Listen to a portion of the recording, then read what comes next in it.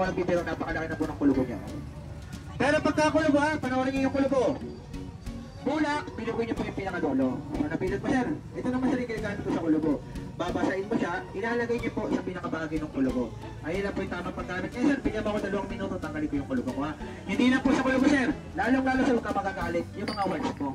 Sir, pagka words, 5 seconds, kaya ko po tanggalin ngayon yan. Pero sir, hindi po masakit yan kasi words lang po yan.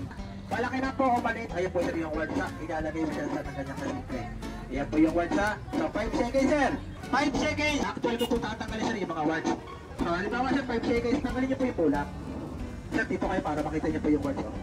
Ayan na, ito yung words ha. Tutukan niyo mahigit isa yung po yung pagkakatawa. Saan sir yung idea? Punasan mo. So napunasan niyo po, di ba? Pero ipapaliwanag ko ay hindi po yung lunal kasi unang-una hindi po matatanggal ang lunal. Punasan ko lang sir, panatan mo na ko din pala. Ilagay mo sir sa loob ng bulak yung pinakabagi ng words. And then 1, 2, 3. Sir, ito na po yung words mo. Saka tingnan niyo po yung pinagmamalaki. Tingnan niyo po yung laki ng words sa laki po nung tinanggal ko ng sugat.